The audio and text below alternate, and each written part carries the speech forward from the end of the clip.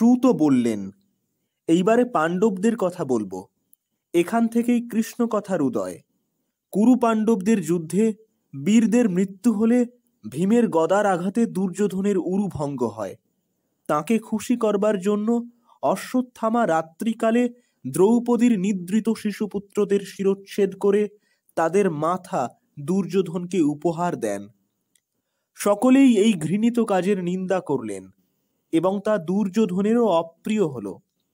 দ্রৌপদী শোকার্ত হয়ে কাঁদছেন দেখে অর্জুন বললেন, আমি তোমার শোক নিবারণের জন্য অশ্বত্থামার মাথা কেটে এনে দেব। বলে রথে চড়ে অশ্বত্থামার পিছনে ধাবিত হলেন। প্রাণের ভয়ে অশ্বত্থামাও রথে চড়ে পালাতে লাগলেন এবং যখন আর পারলেন না তখন আত্মরক্ষার জন্য ব্রহ্মাস্ত্র প্রয়োগ করলেন। ব্রহ্মাস্ত্রের প্রচণ্ড তেজ দেখে অর্জুন কৃষ্ণকে বললেন, এ কিসের তেজ আমি তা বুঝতে পারছি না। কৃষ্ণ বললেন, প্রাণের ভয়ে অশ্বত্থামা ব্রহ্মাস্ত্র প্রয়োগ করেছেন, তুমিও ব্রহ্মাস্ত্র দিয়ে একে বিনাশ করো। সুত বললেন, অর্জুনও আচমন করে কৃষ্ণকে প্রদক্ষিণ করে ব্রহ্মাস্ত্র প্রয়োগ করলেন। তারপর এই দুই অস্ত্রের তেজ পরস্পর সংযুক্ত হয়ে প্রলয়কালের অগ্নির মতো হল। অর্জুন দুটি অস্ত্রকেই উপসংহার করলেন। তারপর অশ্বত্থামাকে ধরে যজ্ঞের পশুর মতো দড়ি দিয়ে বেঁধে রাজবাড়ির দিকে নিয়ে চললেন। তাই দেখে কৃষ্ণ বললেন, নিদ্রিত নিরপরাধ বালকদের যে বধ করেছে তাকে তুমি বধ করো। দ্রৌপদীর কাছে তুমি যে প্রতিজ্ঞা করেছ তা পালন করো। কিন্তু অর্জুন গুরুপুত্রকে বধ না করে দ্রৌপদীর কাছে টেনে আনলেন। অশ্বত্থামা লজ্জায় অধোবদন হয়েছেন দেখে দ্রৌপদী তাকে প্রণাম করে বললেন, ইনি পূজনীয় ব্রাহ্মণ, একে বন্ধনমুক্ত করো। আমি তো পুত্রহীন হয়েছি, কিন্তু পুত্রের মৃত্যুতে এর মাকে যেন কাঁদতে না হয়। সুত বললেন, সকলে দ্রৌপদীকে সমর্থন করলেন, কিন্তু ভীম বললেন, না, একে বধ করাই উচিত। কৃষ্ণ বললেন, আততায়ীকে বধ করা উচিত, কিন্তু ব্রাহ্মণকে নয়। তুমি তোমার প্রতিজ্ঞা রক্ষা করো, আবার আমাদের অপ্রীতির কাজও করো না। কৃষ্ণের অভিপ্রায় বুঝতে পেরে অর্জুন অশ্বত্থামার শিখার সঙ্গে মাথার মণি ছেদন করলেন। তারপর বন্ধনমুক্ত করে শিবির থেকে তাড়িয়ে দিলেন। সর্বস্ব কেড়ে নিয়ে মাথা মুড়িয়ে বাসস্থান থেকে নির্বাসনই নিকৃষ্ট ব্রাহ্মণের প্রাণদণ্ডের সমান। এরপর সকলে গঙ্গায় গিয়ে মৃত জ্ঞাতিদের তর্পণ করলেন। মুনিদের সঙ্গেও কৃষ্ণ গান্ধারী, কুন্তী, দ্রৌপদী ও শোকার্ত সকলকে সান্ত্বনা দিলেন। যুধিষ্ঠির তাঁর অপহৃত রাজ্য ফিরে পেলেন এবং 3টি অশ্বমেধ যজ্ঞ করলেন। তারপর কৃষ্ণ যখন দ্বারকায় ফিরে যাবার জন্য সকলের কাছে বিদায় নিয়ে সাত্ত্বকীয় উদ্ধবের সঙ্গে রথে আরোহণ করতে যাচ্ছেন, তখন দেখলেন যে উত্তরা ভয়ে বিহ্বল হয়ে ছুটে আসছেন এবং বলছেন, হে দেবদেব, যে অস্ত্র আমাকে তাড়া করে আসছে সে আমার গর্ভের শিশুকে যেন নষ্ট না করে।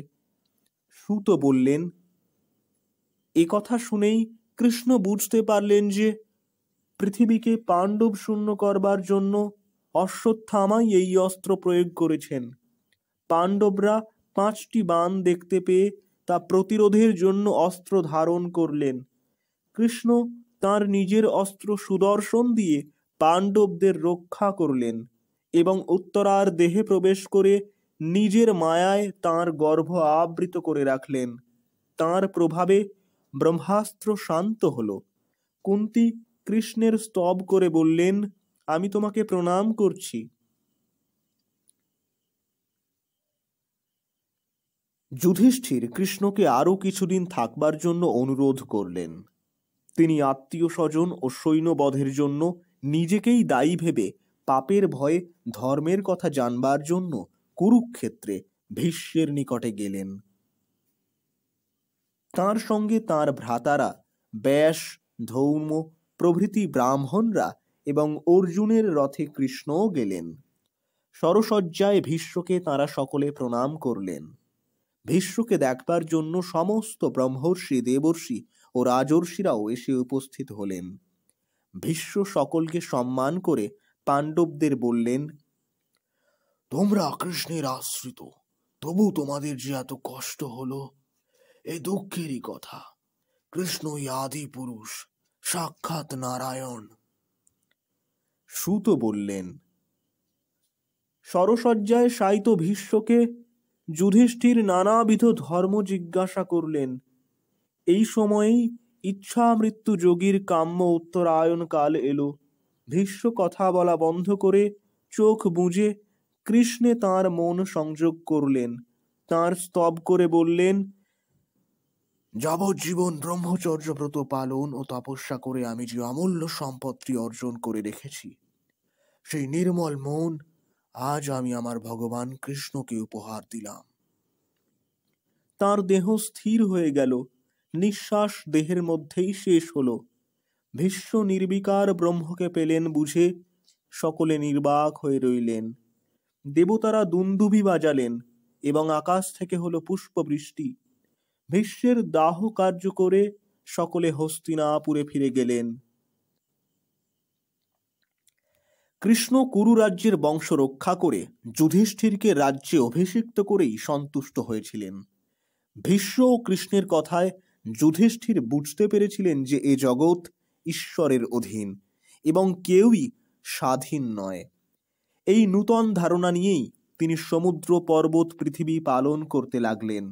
কৃষ্ণ হস্তিনাপুরে ভগিনী সুভদ্রার নিকটে কয়েক মাস কাটিয়ে সকলকে বিষণ্ণ করে দ্বারকা যাত্রা করলেন।